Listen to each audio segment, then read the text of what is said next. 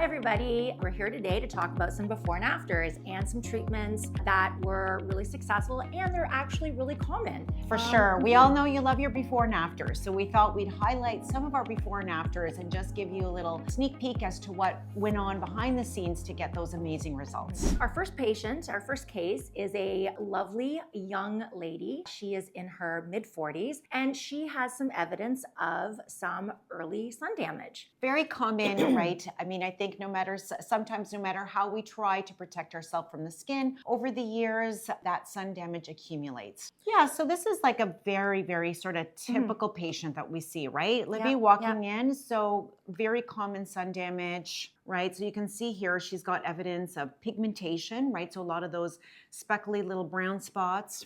Yep, some are dark, some are light. She's a light pigmented individual. So some of that pigmentation is actually a little bit more on the yellow spectrum. Sometimes it's mid-brown. Sometimes it actually comes out as a dark brown. The dark browns are sometimes actually easier to treat. Yeah, and then of course the other feature that we see with sun damaged skin are like the broken capillaries, right? So as you can see in some zones on that cheek, it's more like a patch of redness, like an even red tone, whereas in other areas you can actually see the telangiectasias, meaning the broken little blood vessels and enlarged vessels that are close to the surface.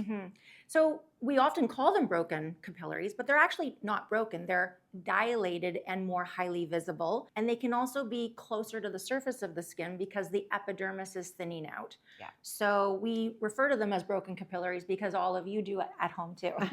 Right. But the truth is actually the reason they become visible is like you said. So over time, that chronic UV exposure thins out the dermis, so that's the surface of your skin, so it thins it out, and it also affects the caliber of the walls of actually the blood vessels. So all of a sudden, they're not quite as elastic anymore, so they wind up kind of in this permanently dilated position. It's like having washed your Lycra leggings a few too many times, or the bathing suit that you've taken into the hot tub. Right, or thrown into the dryer. Okay.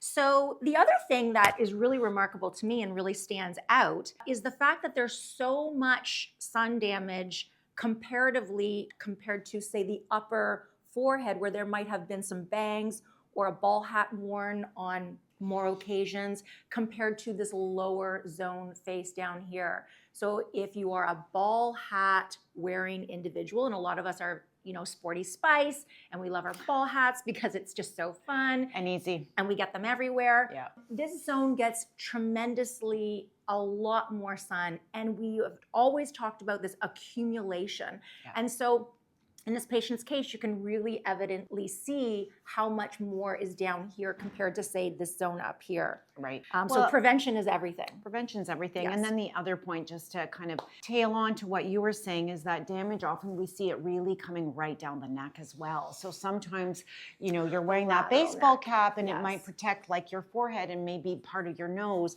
but often we get a lot of sun damage coming right down the sides of the neck.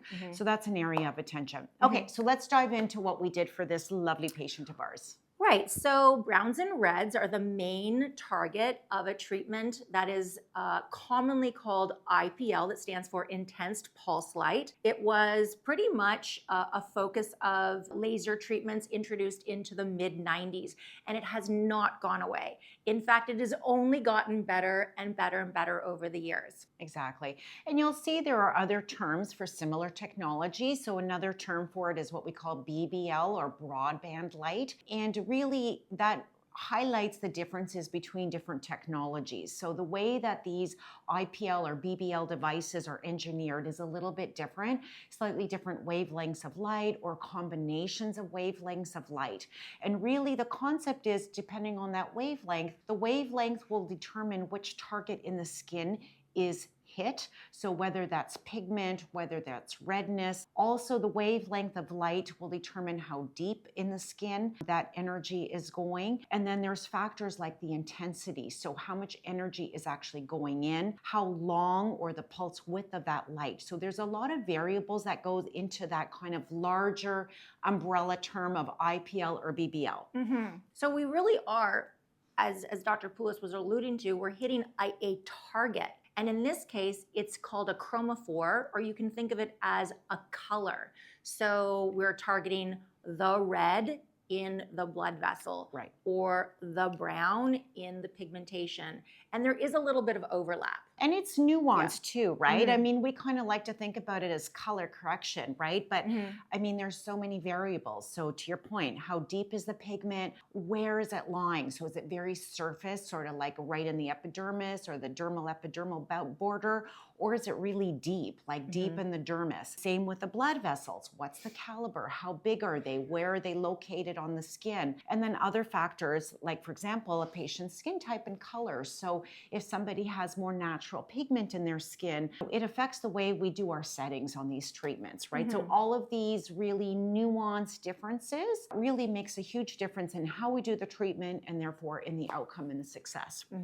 Yep, and there's a lot of different variables too with delivering those energy packets. Like Dr. Poulos was saying, there's beefier, kind of meatier kind of energy packets that hit the skin, and sometimes we pull back a little bit. So if you're very sensitive, if you have sensitive skin, which a lot of people do, if your skin is thinner and can't take a lot of heat transfer, there can be a histaminic response after some of these treatments that's caused by the lighter the heat. So we kind of nuance that, tailored to your skin type, tone, thickness, degree of sun damage, all of those factors, which, you know, leads to some pretty fantastic results. Yeah. So then getting back to our patient, she also, so we really love combining treatments together. We find that these tools, so laser, microneedling, we find that these treatments actually always work better in conjunction with each other. So instead of it just being an additive benefit, it's like the benefits multiply when you're doing 2 or more different types of treatments together in a given patient. So in this patient in particular, we also did a little bit of microneedling. And the reason why we always want to do a collagen stimulation procedure in conjunction or combination with, say, a color-focused treatment is because driving collagen regeneration is always going to enhance the healthy barrier and your overall skin health for the long term. Yeah, exactly. And I would also add that it's actually a different way of stimulating that collagen. So we know that IPL, BBL, other types, let's say, of lasers, they do help stimulate collagen quite a lot. But again, combining different types of stimulus actually is going to give you those multiplied effects. It's like going to the gym and doing weightlifting and cardio at the same time. So you're really addressing different ways to stimulate the tissue. Skin is an organ and it deserves to be stimulated and regenerative and an ongoing effect, just like your muscles, just like your bones. So Absolutely, right. just like your brain. Yeah, exactly. And that's why, like for us, we kind of think, you know, early intervention is amazing, right? Start to reverse that sun damage as you see it happening. And again, it's never too late to address it, right? So sometimes we see patients that for whatever reason, they weren't able to address things early on. We see them later. So it's all possible. And really the goal is individual care, individual plans to get us our outcome that we're looking for, which is really to have healthy skin that is going to give us like that long-lasting health that we all want. One thing that I love to see is when patients go through these treatments and these transformative treatments, they see the beautiful, healthy looking skin. They're so motivated then to maintain it. Exactly. So all of a sudden, things like wearing your hat all the time and making sure you put your sunscreen on, all of a sudden becomes second nature and habitual because people just, all of a sudden, you've got this beautiful outcome and you want to protect it. So that's that trickle down effect and that domino effect of creating that investment in yourself. Yes. Seeing those results, and then it becomes Easy, right? And enjoyable, right? To maintain the outcome. Wow, what great results. We're so excited to share the behind the scenes look of our case results and happy patients. If we know you loved the before and after, so if you'd like to see more, please leave us a comment below and we will share more. Thanks for joining us, everybody. Stay tuned for our next video and maybe we'll have some really exciting results for you.